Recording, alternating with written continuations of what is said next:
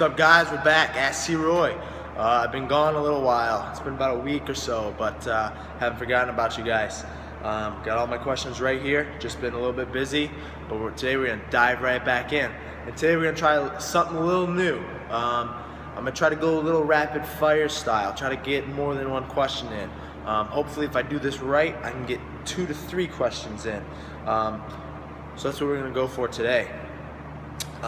First question we got is from Heather. Heather asks, favorite fat burner and why?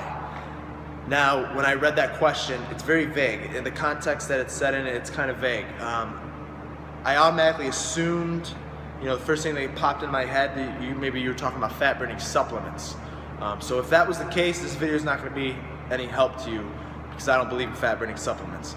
I put fat burning supplements and steroids all in the same category, and it's trying to take a shortcut, and I don't believe in that stuff. I've never taken a fat burner supplement. I've never taken steroids, so my knowledge base is next to nothing when it comes to that stuff. So I'll be no help with anything regarding fat burning supplements or anything like that.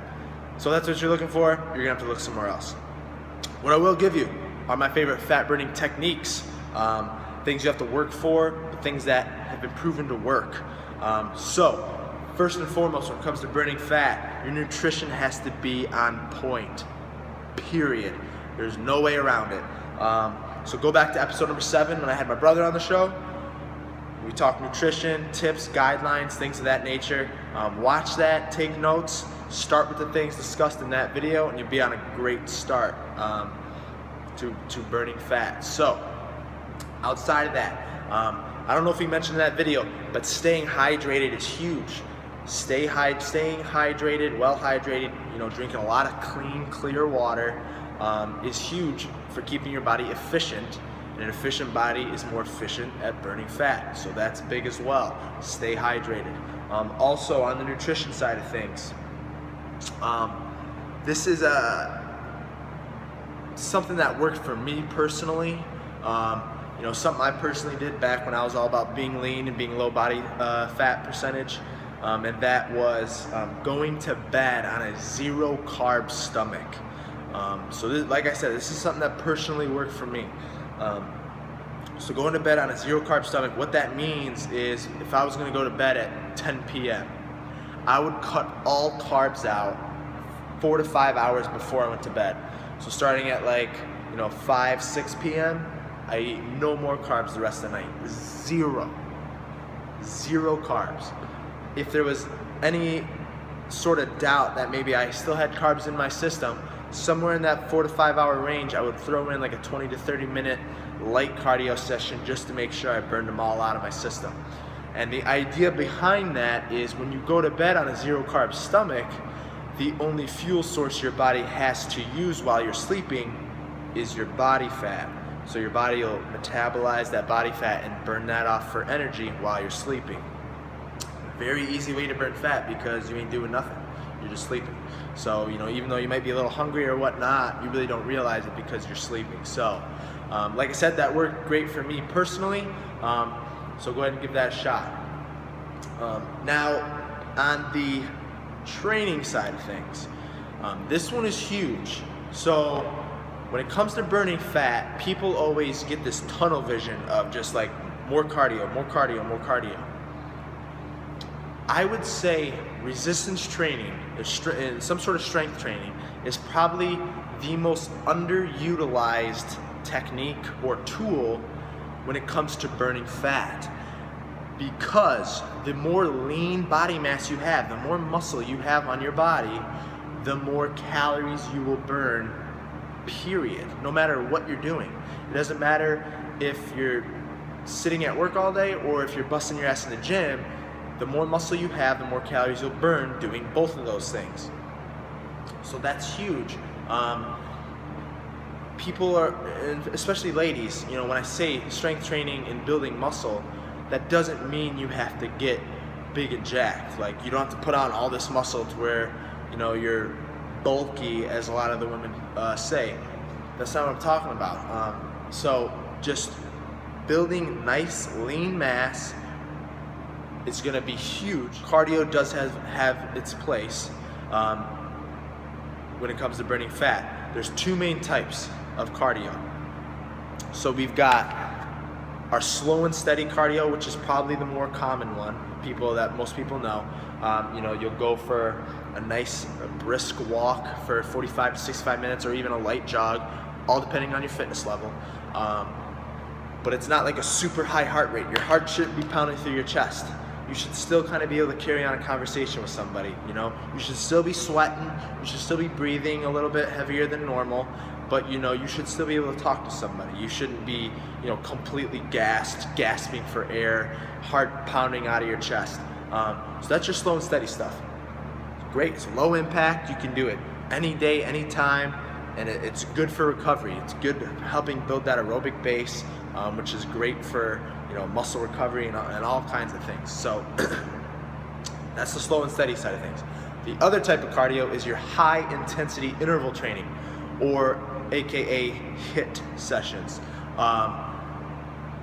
These ones have actually been shown to be a little bit more effective at burning fat, but there's more cost with a HIIT session because it's higher intensity.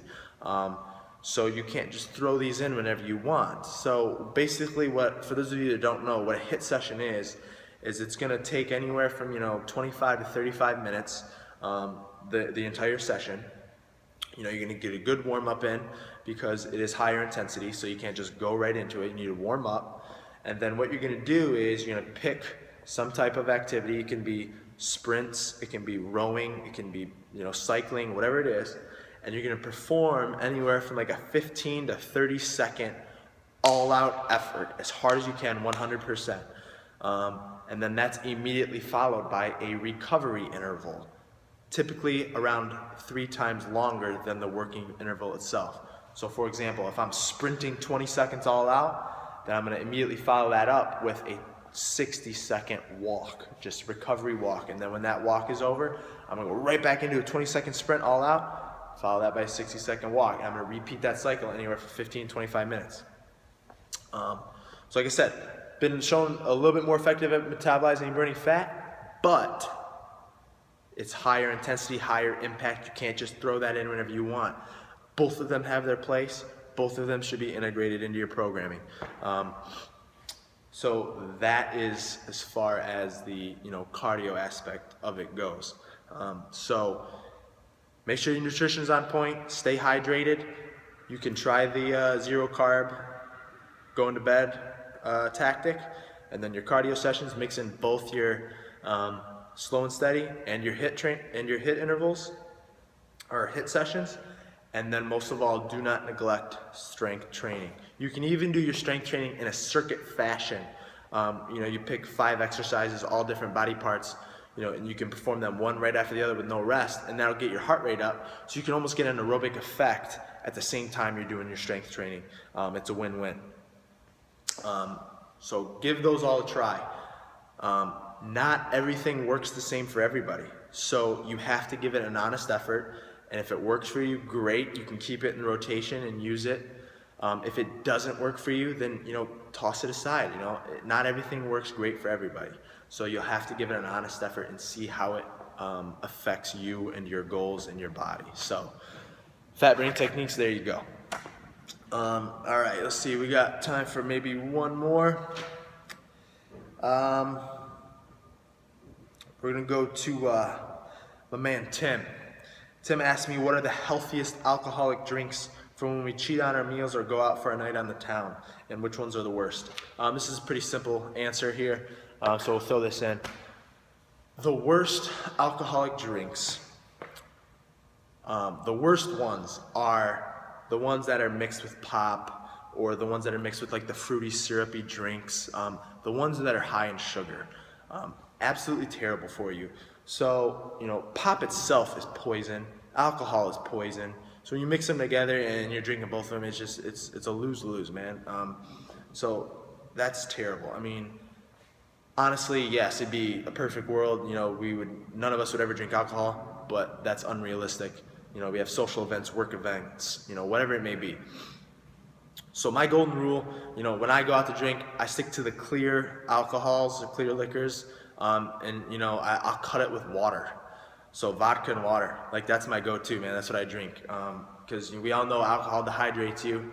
So you know, I'll have a drink, vodka and water. I'll cut it with water. If I drink that, then my next one I'll just pound just straight water. And then if I'm having another one, so for every mixed drink you have cut with water, drink the same amount in water on its own. So you can kind of stay hydrated at the same time. You'll be thanking yourself the next day for sure. You know, I'm by no means an expert on drinking. I drink maybe once or twice a year, and that's no exaggeration. So, you know, I'm by no means no expert on it. But I do know, you know, there's a common misconception when it comes to alcohol, and people are drinking their alcohol or whatever it may be. The alcohol itself is not what, you know, puts fat on your body. You know, a lot of people think, you know, the empty calories and, you know, you get, you know, fat from drinking alcohol. It's not the alcohol. Now, if you're mixing with those sugary drinks, you're drinking those sugary drinks or drinking with pop, then yes, those drinks will make you fat because that pop is terrible. There's a ton of sugar in it. But like if I'm drinking vodka and water, I'm not going to get fat off of that. So the alcohol itself does not make you fat. I believe it's like out of all the alcohol you drink, I think your body only absorbs like 5% of the calories and puts it in the fat storage. So like that's almost nothing. Where the fat comes from when you're drinking is when you drink alcohol, your body goes through chemical processes and your liver creates this thing called acetate. And so what happens when your liver creates all this acetate is that your body starts to run off of the acetate as opposed to running off of your body fat for fuel. So, you know, to make this real simple and easy to see, so, you know, if I have, you know, a fuel source here for my body, it's my body fat percentage, okay? Or my body fat, this is a fuel source for my body. And then I have another one over here that's empty. When I'm, you know, clean and sober, no alcohol in my system, my body's gonna use this body fat as its primary fuel source. And it's gonna burn and metabolize body fat for me to function throughout the day. When I drink alcohol, this empty fuel source over here, this acetate, is gonna fill up. So when I drink alcohol, the acetate in my body increases. And now my body is going to run off of this acetate instead of running off of body fat. So when you drink, it just changes your body's fuel source and your body will start to run off of the acetate instead of burning your body fat. So basically your body fat just sits there, and then while you're eating and drinking and all this other stuff, that stuff gets put into fat storage, and since you're not burning your body fat, you're just compounding it, and you're just like snowball effect, and that's when you're just putting on more and more body fat. So the alcohol is not putting fat on you, it just keeps you from burning body fat, if that makes sense.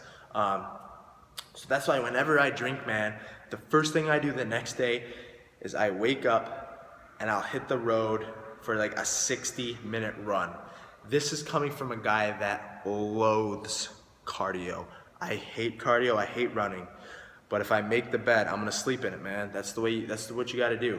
The next morning, I'm gonna wake up, no matter how I feel, and I'm gonna hit the road, or the treadmill, or the pool, whatever it may be. I'm gonna get 60 minutes of cardio in to try to balance my body out. I'm gonna burn off all that acetate, and I wanna try and get my body back to ground zero, you know, the closest thing to normal that I can be at that point, so that way I can go about my schedule like normal. So, all right, we got through 2 questions today.